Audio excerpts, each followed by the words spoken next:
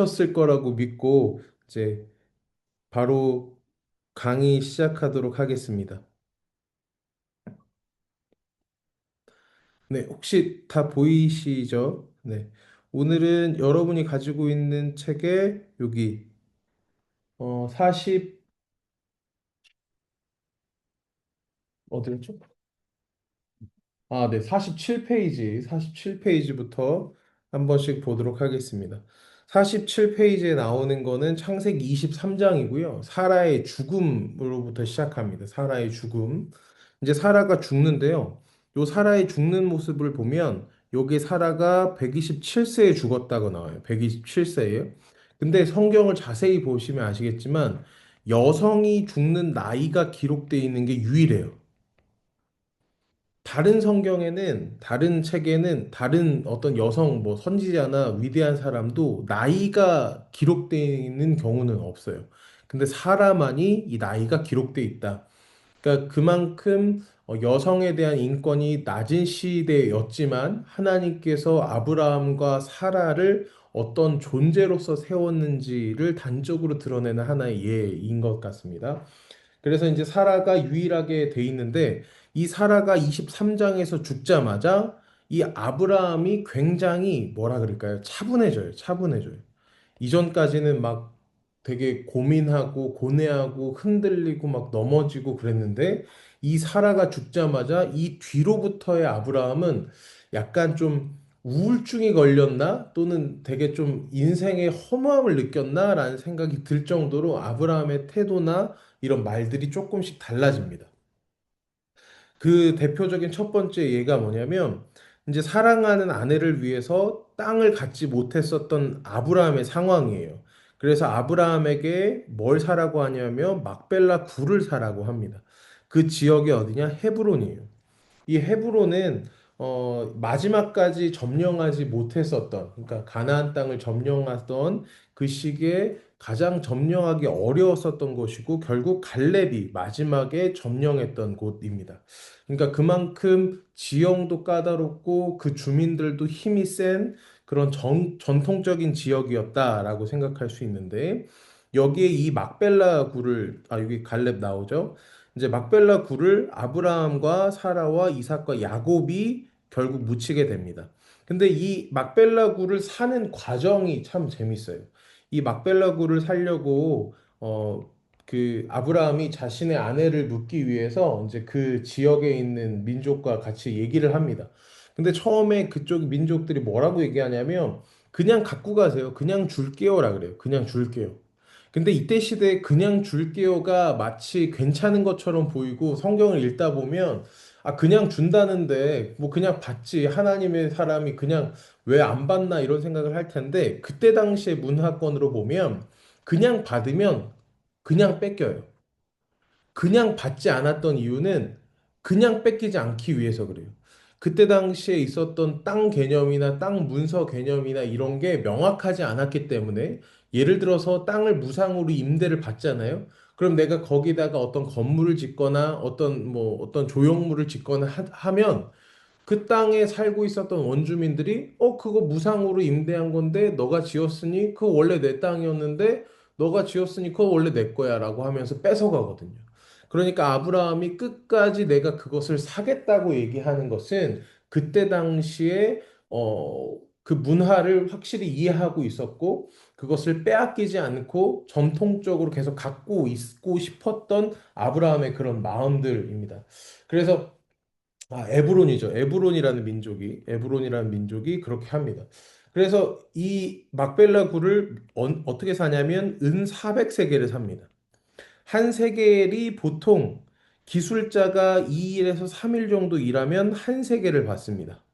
그러니까 한 1200일 정도 일하는 것, 뭐 오늘날로 따지면 뭐 1억 한 5천 정도 되는 금액이라고 그냥 생각하시면 됩니다.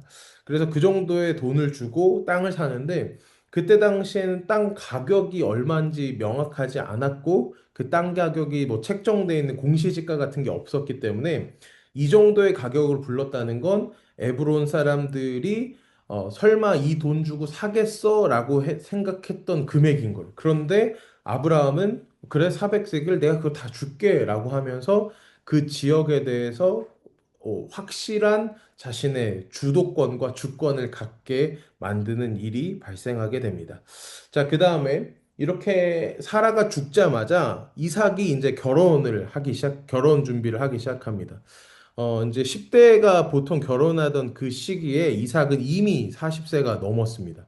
그러니까 그 사건도 있고 아빠가 죽이려고 했었던 사건도 있고 늦깎이 아들이니까 그만큼 귀하게 키웠던 것도 있고 이제 사라가 노년에 아팠던 시기도 있었을 걸로 추정되고 그러면서 이삭이 결혼을 하는 대신에 어머니인 사라를 좀 돌봤을 가능성도 있다라고 이제 많은 성서학자들이 하나의 추론을 하기도 하는데 이렇게 이삭이 점점 늦어지면서 결국 아브라함이 선택했었던 것은 그 지역 사람이 아니라 자신의 고향 사람, 그러니까 자신의 고향 사람을 통해서 어떤 민족을 또는 며느리를 받아들이려고 합니다. 그래서 결국 그 자신의 종을 자신이 살고 있었던 그곳으로 보내게 되죠. 그래서 나홀성에 도착한 엘리에셀과 그 약대에게 물을 마시게 하는 사람에게 이 엘리에셀이 그 여인이 하나님이 준비해 놓은 여인이라고 믿겠습니다라고 기도하고 나홀성으로 들어갑니다. 그리고 나홀성에 들어가는데 이 약대한테 물을 마시게 한다라는 것은 어떤 거냐면 이때 당시에 약대를 약 100마리 정도 데리고 가요. 100마리. 이 한 마리의 낙타가 먹는 양이 보통 이제 100리터 정도 됩니다.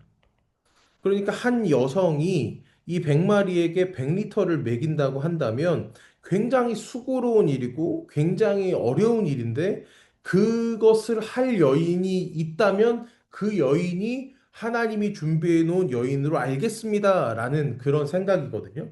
그러니까 마치 기드온이 솜털 하나 놓고 솜털만 젓는 이슬이 내리고 솜털 빼고 이슬이 내리면 하나님 뜻인 줄 알겠습니다. 이렇게 하는 것처럼 말도 안 되는 조건을 내걸어서 하나님에게 확실한 것을 받겠다 이런 얘기를 하는 것과 비슷합니다. 자, 그래서 결국 아브라함은 그렇게 이삭을 결혼시키고 175세로 죽게 됩니다. 그것이 창세기 12장부터 시작해서 25장까지의 아브라함 얘기였고요. 그리고 이삭은 21장에서 태어나서 35장까지 이어지는데 오늘은 이 이삭을 한번 같이 보도록 하겠습니다. 자, 이 이삭 얘기를 보면 이삭은 100세에 얻은 아들이고 하갈과 이스마엘이 분가되는 사건이 일어납니다. 그리고 모두 다 아시는 것처럼 모리아 제단에서 제물로 드려졌고요.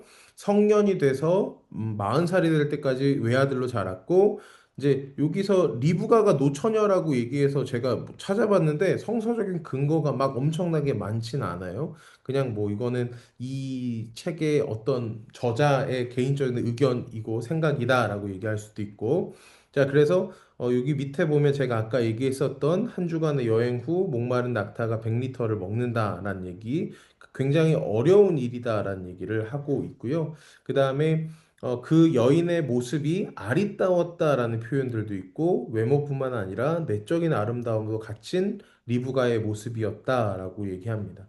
이 리브가를 기다리면서 이삭이 이제 24장 63절에 리브가를 데리고 종이 오고 있는 걸 이삭은 모르잖아요. 그러니까 이삭이 저물대에 들에 나가서 기도하면서 이제 자신의 아내가 누가 될지에 대한 기도를 계속 하고 있었다. 근데 이걸 보면 이제 이삭이 얼만큼 자신의 어머니인 사라의 죽음에 대해서 어떻게 큰 상심이 있었는지. 그러니까 어머니를 잃고 나서 상실감의 상태에서 이제 어머니의 역할을 해주길 기대하고 또는 자신의 이런 상실감을 채워줄 어떤 여인을 기다리는 그런 모습이라고 생각하면 되겠습니다. 자, 그리고 이스마엘과 자손과 이제 이삭의 자손이 비교가 되고요. 이거는 이제 읽어보시면 되고. 자, 그 다음에 이 이삭을 통해서 두 명의 아들이 태어나죠. 여러분 다 아시는 것처럼 첫째 아들 에서와 야곱이 태어납니다. 근데 이삭은 누구를 좋아하죠? 에서를 좋아합니다. 이거는 이삭이 아마도 자신의 형이었던 이스마엘, 그러니까 마치 어릴 적 괴롭혔고 너는 첫째가 아니다 또는 장자의 트라우마 또는 장자의 그런 자괴감, 뭐 자격지심이 있었던 것 같다라고 생각이 되고요. 그다음 리브가는 이제 야곱을 좋아합니다. 근데 이때도 예언이 있었어요. 이제 첫째가 둘째를 섬길 것이다라는 예언이 있었기 때문에 이제 리브가는 아마 하나님이 예언하신 거에 대해서 기억하고 있었던 사람이다. 그렇기 때문에 에서보다는 이제 야곱을 더 아끼고 챙겼다라고 생각할 수 있죠. 자, 그다음에 자녀의 출생까지 잘 기다렸지만 편애를 하게 되죠. 뭐 제가 아까 얘기했었던 이삭의 자격지심 또는 리브가가 받았던 그런 예언에 대한 생각. 그러니까 이 두 부부가 아마 제대로 된 대화가 없지 않았을까 또는 제대로 소통이 되지 않았을까라는 현대적인 생각도 해봅니다. 근데 그도 그럴 것이 이삭이 이제 눈이 좀 안 좋잖아요. 이삭이 눈이 안 좋은데 이걸 미드라시 성경에서는 이제 미드라시라고 하는 건 그 유대의 전통의 그냥 어떤 상상 문서라고도 볼 수 있지만 그들의 전통 안에서 이 성서를 다시 읽어내는 과정입니다. 그래서 이 이삭이 아마 눈이 좋지 않았었던 이유는 그 모리아산에서 그 아브라함이 칼로 들어서 치려고 할 때 하나님이 천사를 보내서 아브라함아 아브라함아라고 하시잖아요. 그때 누워 있었던 이삭은 하늘에서 내려오는 그 천사의 또는 하나님의 존전의 빛을 보아서 눈이 안 좋았을 것이다라고 이제 생각하거나 상상하는 유대 전통들이 있습니다. 그러니까 눈도 안 좋고 하니까 리브가와의 관계에서 아마 어려움이 조금 있었을 것이다라는 생각도 하고 그 다음에 또 좀 재밌는 것은 아브라함도 첩이 있었어요. 하갈이라고. 근데요, 야곱도 아내가 그냥 뭐 처가 둘이고 첩이 이제 둘이죠. 근데 이삭만 한 명입니다. 그러니까 이것도 굉장히 좀 이삭이 어떤 면모를 가지고 있고 이삭이 리브가를 어떻게 생각했는지와 이삭의 관심도나 이삭이 어떤 사람이었는지를 좀 보여주는 하나의 단적인 예가 아닐까라는 생각도 해봅니다. 자, 그리고 이제 성경은 이 이삭의 자녀인 에서와 야곱의 스토리로 돌아오는데 첫 번째 사건이 바로 에서가 장자권을 파는 일입니다. 이때 당시에 재산 분할을 보면 첫째가 재산 중에 뭐 3분의 2를 갖고 둘째가 3분의 1을 갖는 그런 게 있습니다. 그러니까 장자권을 판다는 것은 둘째가 이제 3분의 2를 받게 되고 에서가 3분의 1을 받게 된다는 거죠. 그러니까 에서가 장자권을 판다는 것은 내가 너를 뭐 형이라고만 부를게 이게 아니라 재산을 물려받을 권리, 재산의 분할을 어떻게 받을지에 대한 이야기를 담고 있습니다. 이건 또한 이제 누가복음 15장에 나오는 돌아온 탕자 이야기에서도 둘째가 이제 아버지한테 내 몫을 좀 먼저 주십시오라고 하는 건 3분의 1가량을 먼저 가져갔다라고 생각하시면 될 것 같습니다. 자, 그 다음에 이제 이삭과 아비멜렉 이야기로 26장에 넘어갑니다. 근데 하나님께서 원래 아브라함과 언약을 맺으신 목적은 아브라함만 잘 되는 게 아니라 아브라함 인해서 땅의 모든 족속이 복을 받는 데 있었는데요. 이삭의 삶도 똑같이 이어집니다. 한 세대의 기질이나 연약함은 다음 세대로 그대로 전달되는데 이삭은 아브라함이 알았던 아비멜렉의 아들이었었을 블레셋의 아비멜렉을 만나게 되는데도 마찬가지입니다. 기근이 들 때 아브라함도 이삭을 데리고 애굽에 내려갔다. 그런데 뭐 그때는 하나님 막으셨어요. 근데 하나님은 이삭이 블레셋에 남아서 나라들을 뭐 이렇게 감당하도록 했는데 이때도 똑같이 제가 아까 얘기했듯이 이삭도 자신의 아내인 리브가를 누이로 속여서 아비멜렉에게 빼앗길 처지가 이어집니다. 그러니까 쉽게 말해서 아브라함도 속였고요. 이삭도 속입니다. 자, 그러면 또 누가 남았죠? 야곱도 아버지를 속입니다. 근데 이 야곱은 누구한테 속죠? 삼촌 라반한테 속습니다. 이 라반은 누구한테 속죠? 라헬한테 속습니다. 그러니까 자기 딸한테 속아요. 네, 계속 속이죠. 그러니까 이 창세기 전체의 흐름 안에서 속였던 자는 무조건 속는다. 뭐 이런 그런 약간 얘기들이 계속 이어지는 좀 재밌는 하나의 맥이 또 흐르기도 합니다. 자, 그래서 이어서 보겠습니다. 이삭이 너무나도 번성해서 블레셋 사람들이 그를 시기해요. 그래서, 어이구. 네, 죄송합니다. 여러분 다 아시는 것처럼 이삭이 우물을 파니까 그 우물을 블레셋 사람들이 막죠. 첫 번째 우물이 뭐죠? 에색입니다. 에색은요, 다툼이라는 뜻이에요. 다툼. 그러니까 그들과 다투는 일이 발생해서 그들이 그 우물을 흙으로 덮어버려요. 그 다음에 신나가 있어요. 신나라는 뜻은 대적, 적대 이런 뜻을 갖고 있어요. 그러니까 이어서 이 단어가 어디로까지 가냐면 사탄으로 갑니다. 자, 그다음 마지막 그 우물의 이름이 르호봇. 이거는 지경이 넓다. 지경이 넓다라는 뜻입니다. 자, 많은 신학자들이 이걸 가지고 얘기를 했지만 그 중에서 제가 가장 재밌게 봤던 것이 하나 있는데요. 그 중에 첫 번째가 뭐냐면 이것을 세 가지 성전으로 해석하는 것.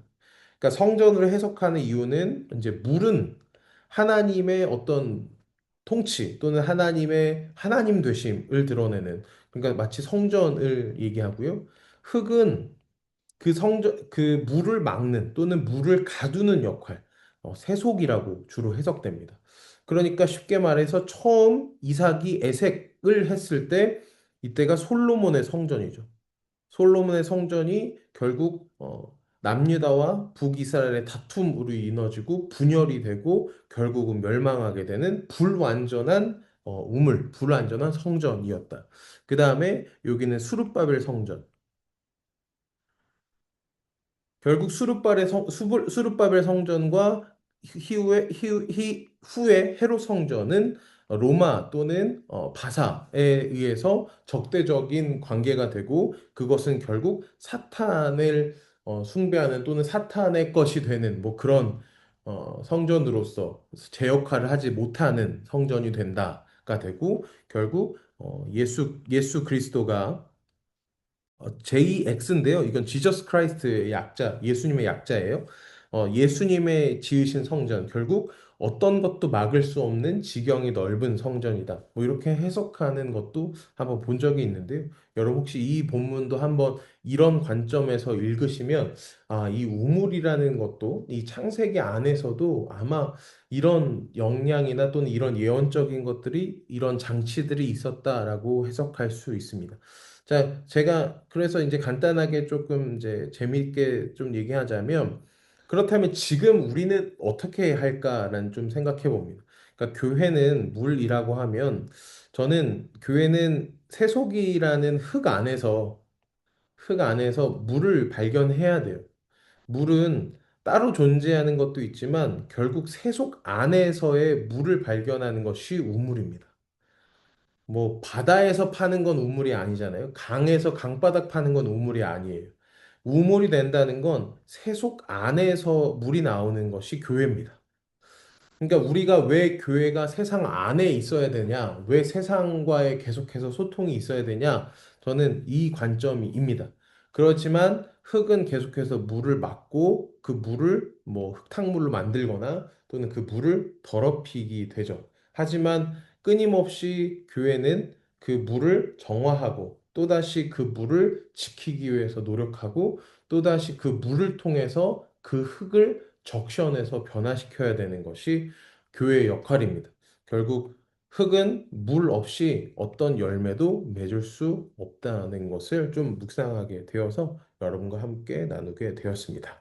자, 그 다음에 에서의 결혼이 있고요. 에서는 여러분이 다 아는 것처럼 뭐 리브가 같은 고향 사람이 아니라 그 지역에 있는 사람들과 세 명의 여인과 결혼하게 됩니다. 다 이방 여인이고요.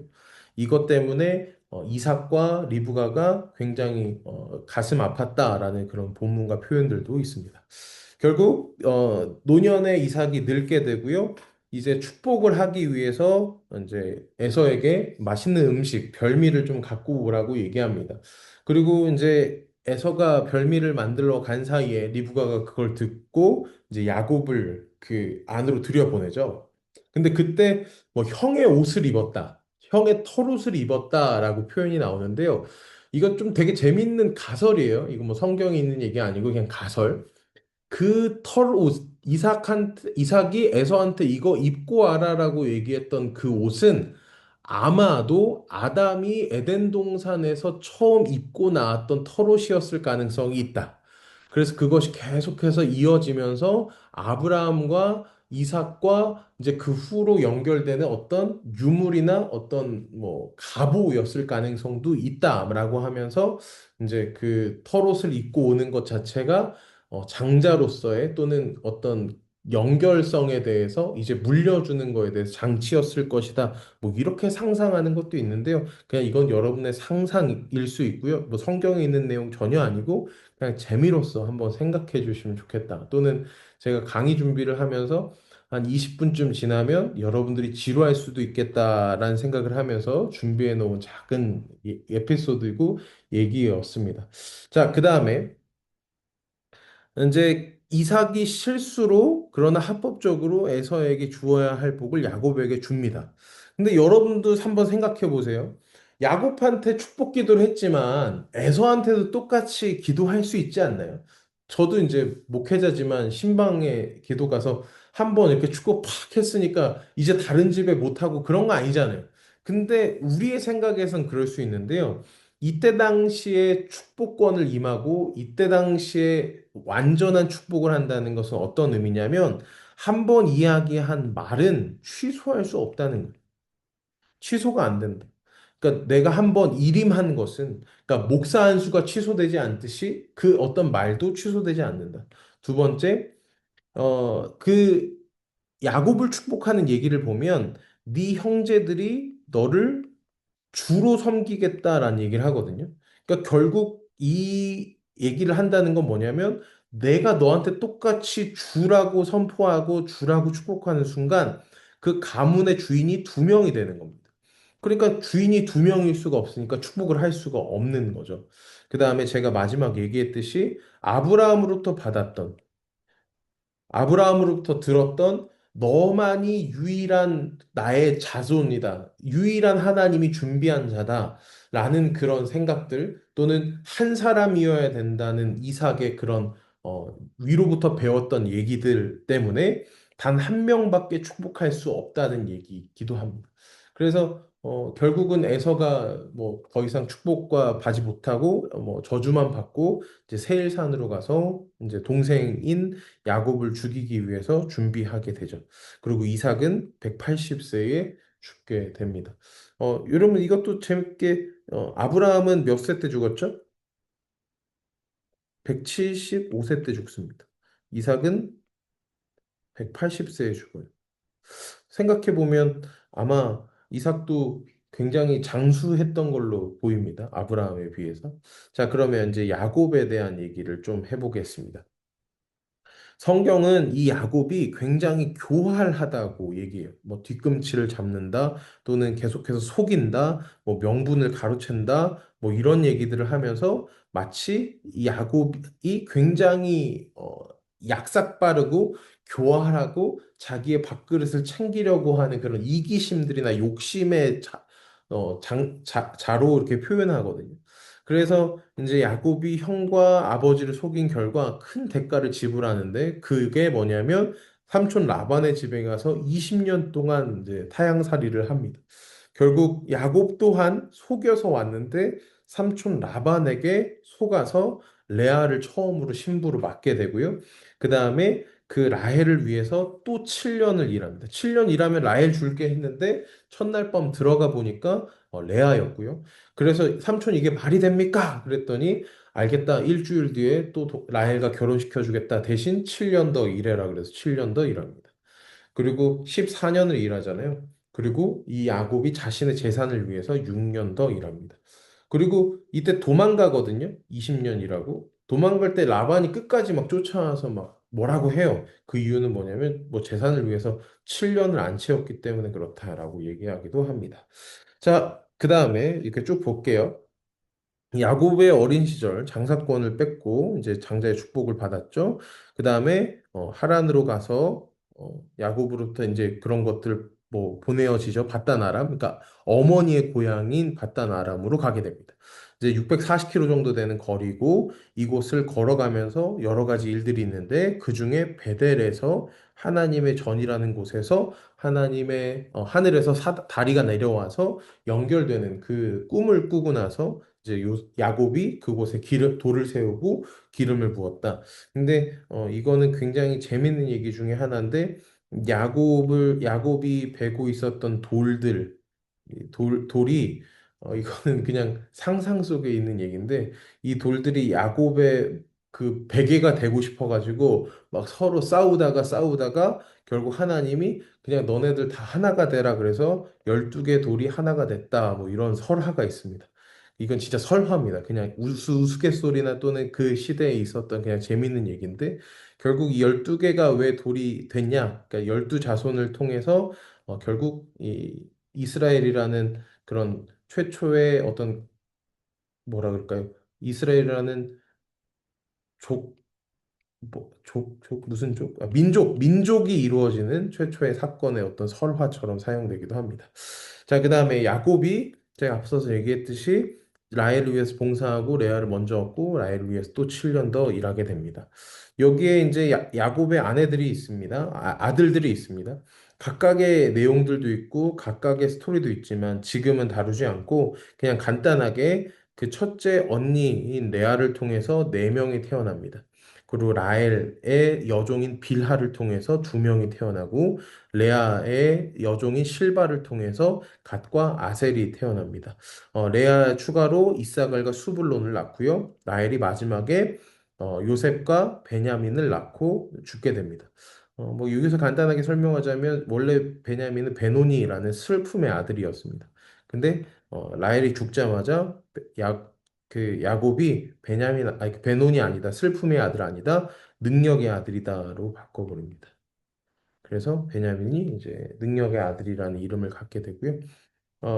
그리고 이제 레아가 첫째 르우벤을 낳잖아요. 근데 첫째 분명히 장자가 우선순위인데 왜 유다가 왜 나중에 더 크게 되냐면 이제 이 르우벤이 이 빌하에게 몹쓸 짓을 하는 그런 일들이 있습니다. 그래서 어떤 좀 되게 왜곡적인 그 이 가문에 점점 어떤 도덕적 타락들이 흐르게 되고 이어서 이제 이 요셉에게까지 그런 성적인 유혹이 임하고 이 유다에게도 이제 자신의 며느리인 성적인 이야기들이 계속해서 나옵니다.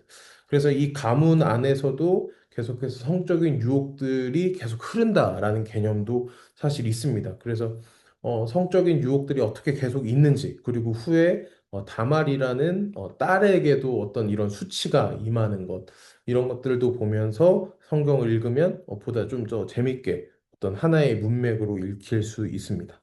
자, 그 다음에 야곱이 품삯을 어떻게 받았는지 다 아시죠? 그래서 흥정을 다 하고 결국 뭐 어떤 살구나무 꽃을 흔들어서 뭐 얼룩진 양은 내 것이, 염소는 내 것이고 그냥 안 그런 것은 삼촌 겁니다. 뭐 이렇게 하면서 이제 야곱이 점점 자신의 재산을 늘려 나갑니다.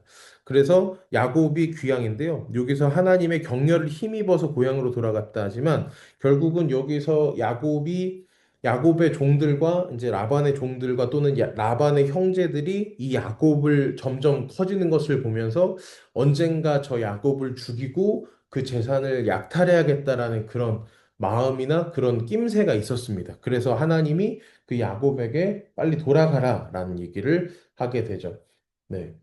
자, 그 다음에 이 뒤에 보면 이제 귀향할 때 이제 드라빔 사건이 하나 있습니다. 드라빔 사건이 뭐냐면 이 라반이 평소에 섬기던 신이에요.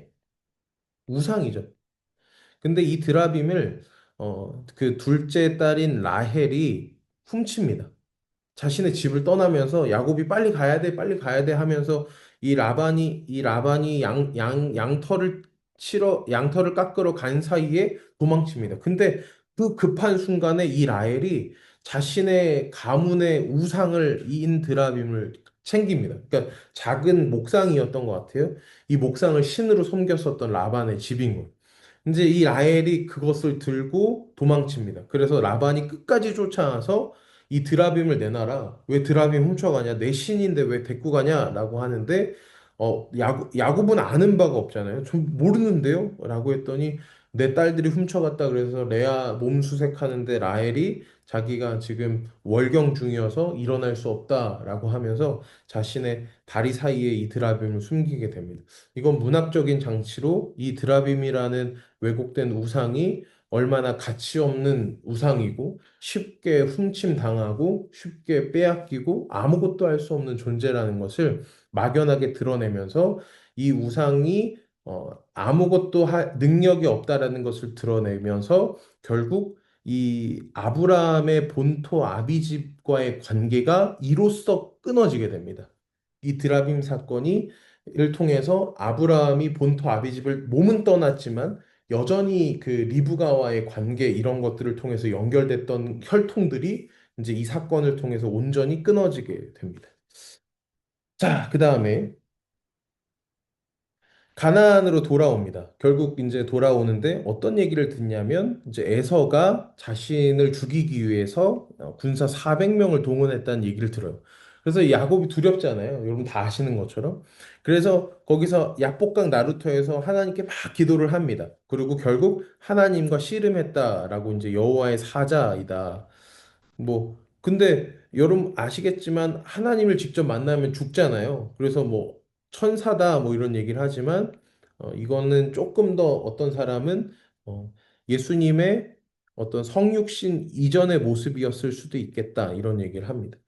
그리고 결국 하나님은 야곱의 이름을 이스라엘로 바꿔주고 이 뜻은 하나님과 겨루어 이겼다라는 뜻이지만 이거는 또 다시 다르게 해석할 수도 있는데 하나님이 통치하신다도 됩니다.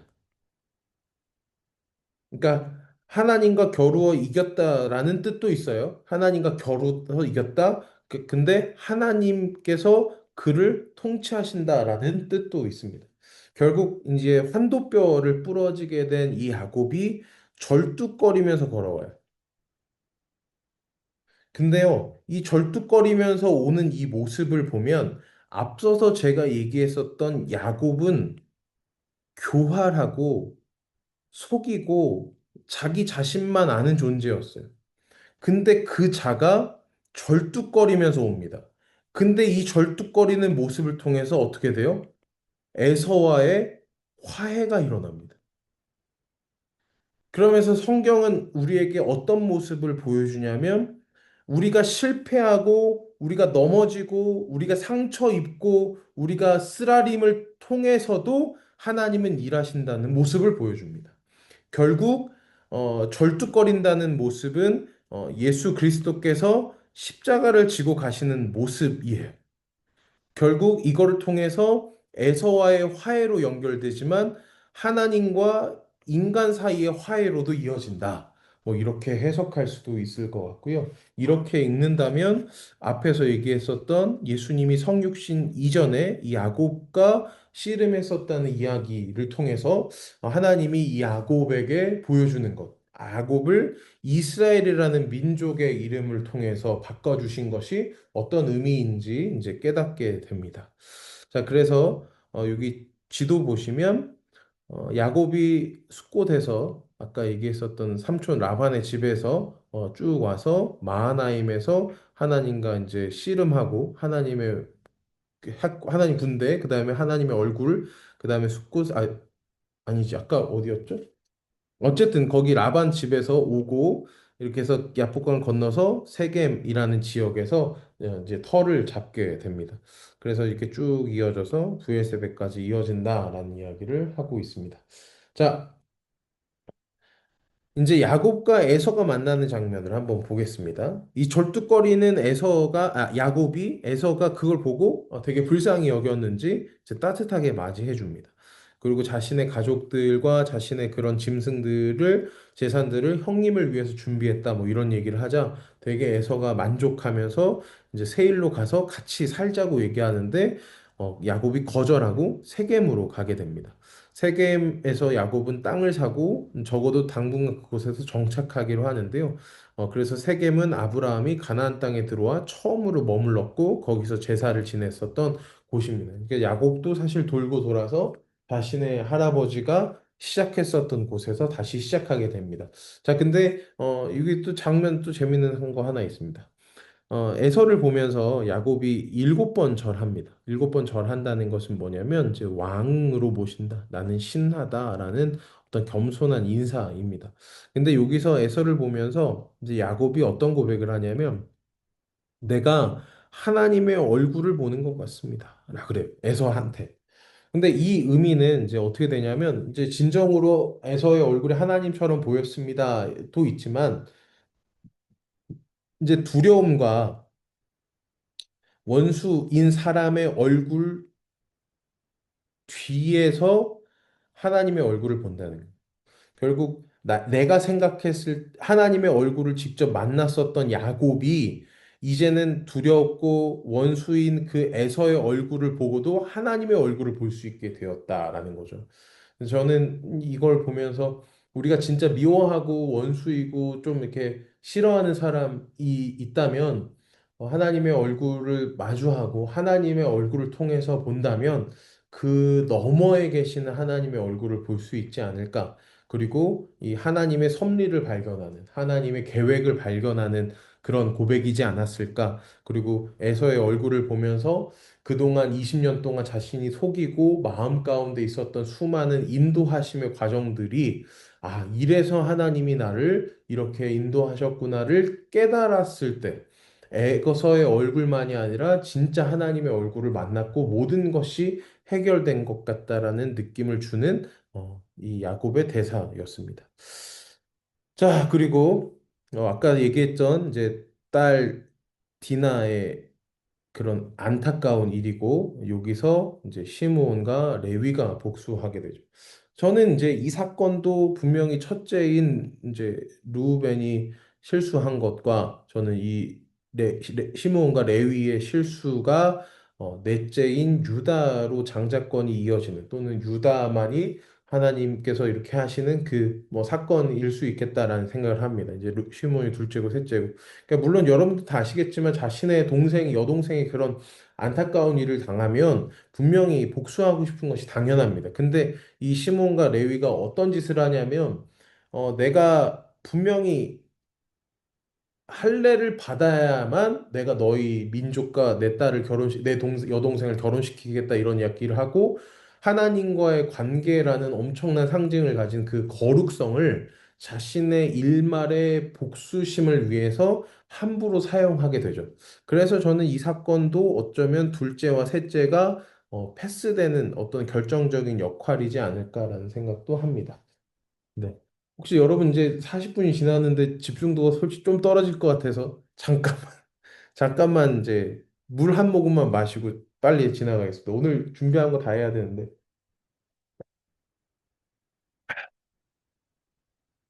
네, 그 다음에 넘어가겠습니다. 이제 여기서 베델에서 가고 이제 다시 베델에서 만나죠. 35장에 28장에서 만나고 그 다음에 야곱은 에브랏 아마도 이제 베들레헴 근처에 도착하게 되고 라헬이 거기서 베냐민을 출산하다가 죽습니다. 그리고 그곳에서 이제 무슨 일이 있냐면 장남인 루벤이 아버지의 첩과 간통하는 일들이 있죠. 그러니까 결국 가나안 여인들 가나안 땅에 들어와서 아까 지도에서 봤지만 이제 넘어오니까 그들의 문화를 그대로 받아들이는 이제 타락과 음란의 영들이 계속해서 이 가운데 있었다라는 것을 드러냅니다. 자, 이제 야곱의 아들들 이야기와 그 뒤에 이삭이 죽고 에서의 자손들 이야기 이렇게 쭉쭉쭉 이어지게 됩니다. 그리고 이제 야곱 기준이에요. 아직 요셉 얘기 안 나왔고요. 야곱이 어디로 내려가죠? 애굽으로 갑니다. 이제 애굽으로 이제 70명을 데리고 갑니다. 근데 이제 젊었을 때는 술수를 쓰고 이제 속이는 요셉이 아니라 이제 순종하고 따라가는 이제 요셉이죠. 이제 거기서 라암셋에 정착하게 됩니다. 이제 고센 땅 쪽에 있는 라암셋에 되고 그곳에서 이제 기근이 더 심해지고 결국 마지막 소원으로 요셉에게 고향의 묘지를 장사해 달라고 부탁합니다. 그래서 해골로 출애굽 때 나오게 됩니다. 자, 넘어가서 이제 요셉의 이야기를 보겠습니다. 여기 유언들은 여러분 보시면 되고요. 여기 넘어가도록 하겠습니다. 요셉 한번 보겠습니다. 여러분 가지신 책의 54페이지입니다. 자, 이 요셉은 이제 요셉의 이야기는 고난의 이야기가 아니라 신비한 목적을 이루기 위해 가시는 하나님의 주권을 찬양하는 이야기이다 이고요. 하나님의 신비한 목적은 이스라엘 백성이 애굽에서 도덕적이고 영적인 피난처를 찾는 것이었습니다. 하나님이 이미 아브라함에게 아브라함 자손이 이방에서 계기 될 것임을 말씀하셨는데요. 그것이 이제 이 요셉의 이야기를 통해서 이루어지는 얘기입니다. 어린 시절 요셉은 이쁨도 받지만 동시에 형제들에게 미움을 받습니다. 그 이유는 형들을 고자질했기 때문에 형들이 뭘 잘못했으면 다 아빠한테 가서 이제 다 고자질했기 때문에 형들이 싫어하고 그 뒤에 꿈 얘기를 하니까 더 싫은 거예요. 그러니까 처음부터 꿈 얘기를 해서 싫어했다가 아니라 형들의 잘못을 동생이 돼서 계속해서 아빠에게 꼰지르니까 그러니까 고자질하니까 형들이 싫었던 거예요. 근데 거기다가 꿈 얘기를 하면서 뭐 해, 달, 별들이 뭐 내 별한테 절했다느니 이러니까 형들이 훨씬 싫었었던 것 같아요. 그리고 결국 요셉이 이제 미디안 그 상인들에 의해서 팔리게 됩니다. 근데 형들은 사실 원래 처음에 죽이려고 그랬어요. 죽이려고. 근데 그때 그걸 막은 게 누구냐면 루우벤이에요. 네. 루우벤이. 왜 막았을까요? 앞에 아버지에 대한 짐이 있었어요. 마음의 짐이. 아버지의 첩을 건드렸잖아요. 그러니까 아마도 아버지와의 계속해서 냉전이 있었을 것 같다. 근데 이제 이 루벤이 죽이지 말자라는 이야기를 하게 된 것은 아버지에게 더 큰 상처, 마음의 짐을 주지 않고 싶었었던 마음이지 않을까라는 생각을 해보게 됩니다. 자, 그러면 넘어가겠습니다. 이제 지도를 보시면 여기서 팔려서 이제 형들을 찾아서 가서 결국 미디안에 가는 광야로 그러니까 애굽으로 팔리게 되죠. 자, 그리고 그 뒤에 중간에 갑자기 유다와 다말 이야기가 나옵니다.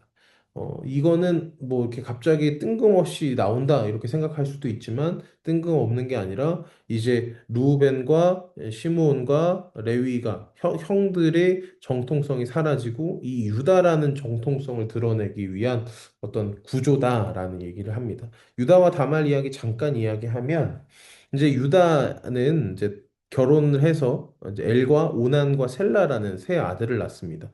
근데 장남인 엘이 다말이라는 여성과 결혼을 합니다. 근데 엘이 하나님 보시기에 악했어요. 그래서 하나님이 죽이십니다. 왜 악했는지는 정확하게 모릅니다. 근데 그때 당시에는 첫째 형이 형수랑 죽게 되면 둘째가 이 형수에게 이제 장가 들어야 됩니다. 그래서 이제 여기서 아들을 낳아서 계보를 이어야 된다는 법이 있었죠. 근데 이 둘째인 오난이 이 형수랑 결혼하여 기업을 얻는 것을 싫어했어요. 그래서 이제 땅에다가 설정을 하게 됩니다. 근데 하나님이 그것을 보고 악하여서 그도 죽이게 됩니다. 그래서 이제 유다한테 며느리 다말이 가서 이제 셋째 아들인 셀라와 결혼을 해서 아들을 낳겠으면 좋겠다고 했는데 이 셋째인 셀라가 너무나도 어렸던 거예요. 그러니까 셀라가 좀 큰 다음에 하겠다라고 하는데 기다려도 이제 유다가 소식이 없자 이 다말이 직접 이제 창녀 분장을 하고 이제 시아버지인 유다에게 갑니다. 그래서 그곳에서 동침하게 되고 대가로 담보물로 유다의 도장과 끈과 지팡이를 받게 되죠. 그래서 결국은 유다는 기생으로 변장한 며느리 다말과 동침하면서 쌍둥이 베레스와 세라를 낳게 됩니다. 그래서 유다가 세라와 다말이 동침하여 베레스를 낳고 이것이 다윗의 왕조의 조상이 되고 그리스도의 계보가 됩니다. 여러분 이것만 보면 와 예수님의 계보가 참 깨끗하지 않구나. 예수님의 계보가 참 이렇게 더럽구나 이런 생각을 하게 됩니다. 근데 성경은 왜 이 더러운 이야기나 또는 어 뭔가 도덕적이지 않고 유익하지 않은 이야기를 그대로 써놨을까요? 왜 그대로 써놨을까요? 저는 이제 이 베레스라는 의미가 좀 있는데요. 베레스라는 건 터트리다라는 얘기예요. 터트리다. 터트리다라는 의미거든요. 그러니까 예수님의 어떤 상징성이나 예수님의 메시아적인 일 중에 하나가 죄와 또는 도덕적 타락에서 그들을 터트린다라는 의미도 가지거든요.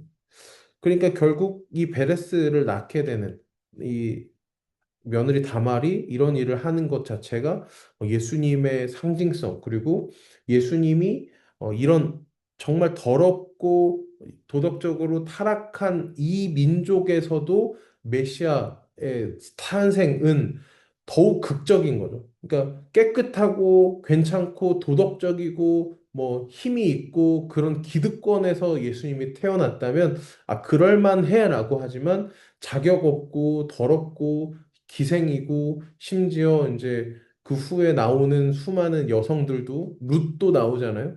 그리고 여리고에 있었던 그런 기생 이야기도 족보에 들어가잖아요. 그러니까 이런 가치 없고 자격 없는 자들 사이에서 터침으로 예수님의 탄생이다. 뭐 이런 얘기를 할 수 있게 될 것 같습니다.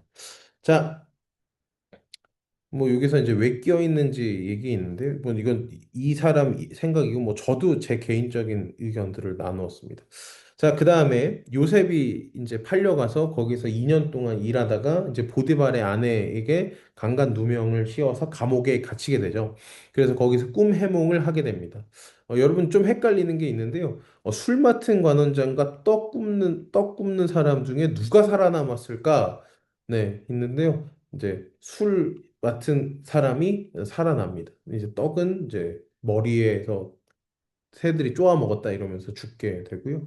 근데 이 술 한 사람이 까먹게 돼요.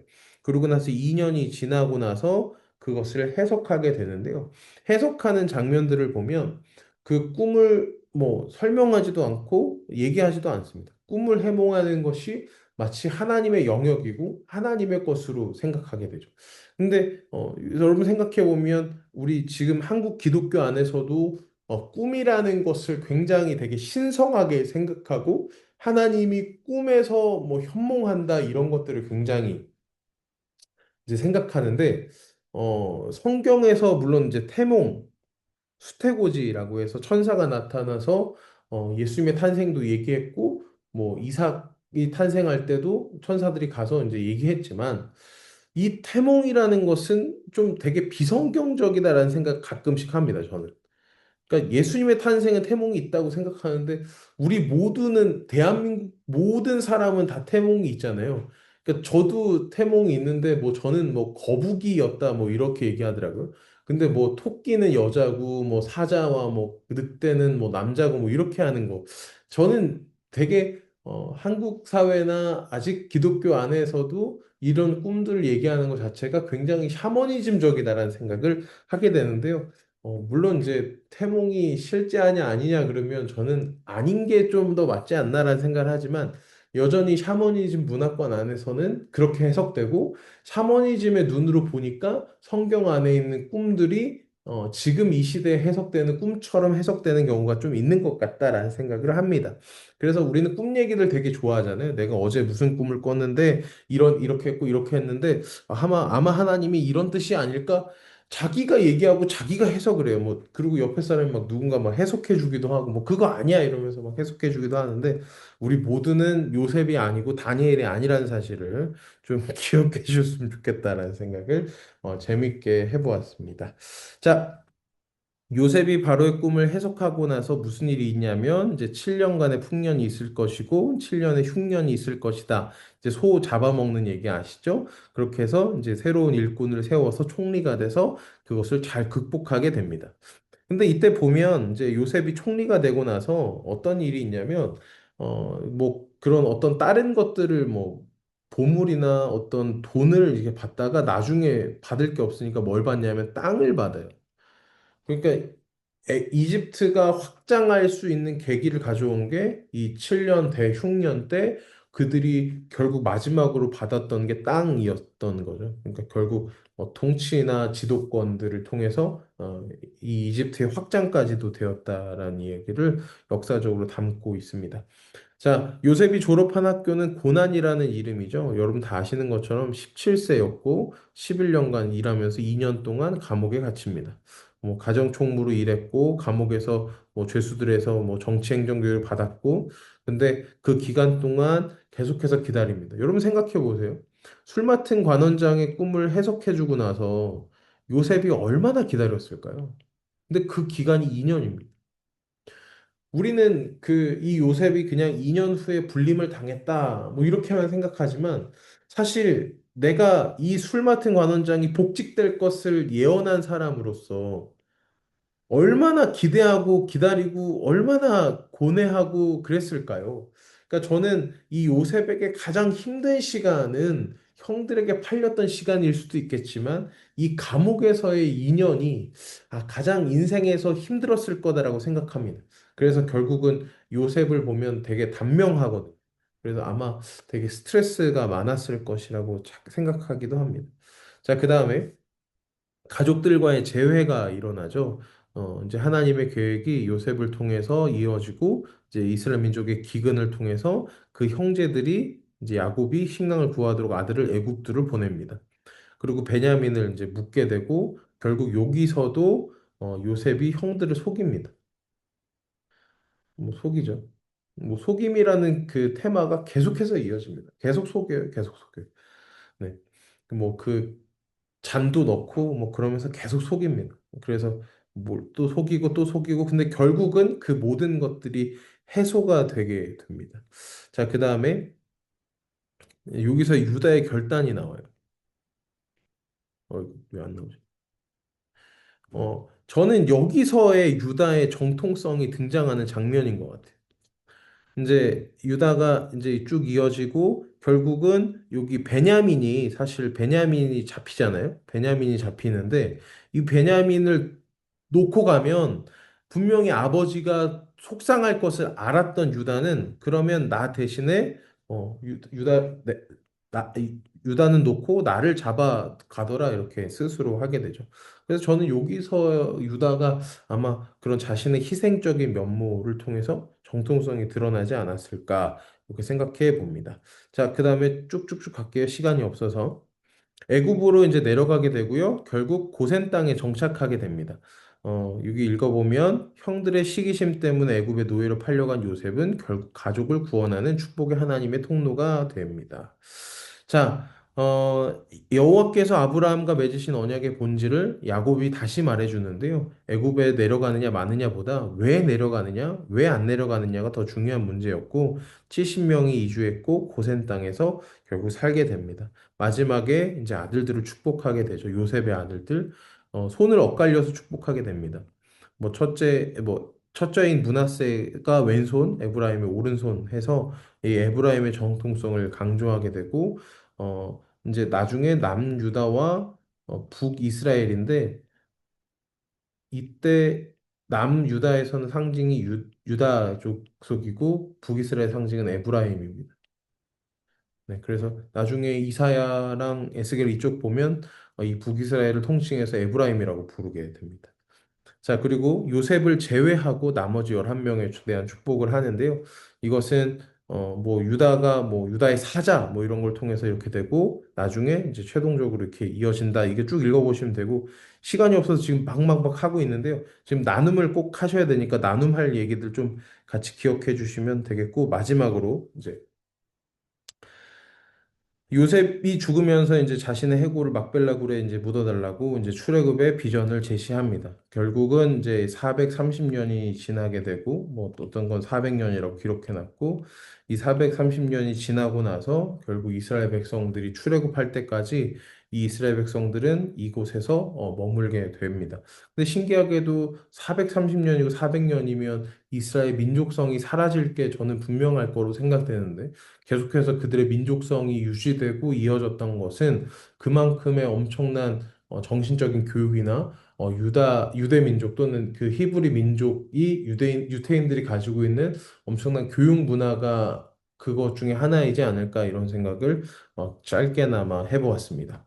자, 예, 이 시간 제가 소그룹을 만들어 드릴 거고요. 이제 각자 은혜 받았었던 것 또는 감명 깊었었던 것들을 꼭 나눠주시면 감사하겠습니다. 제가 이거는 임의로 나누는 거고요. 뭐 여러분들한테 뭐 어떤 그런 건 아니고 제가 지금부터 소그룹실 만들 테니까 들어가셔서 오늘 들었던 말씀들 어떤 것이 은혜되었고 어떤 감사가 있었는지 나누시고 한 10분 지금 53분이니까 9시 3분까지 나눠주시고 퇴장하시면 되겠습니다. 지금부터 소그룹실로 이동하겠습니다.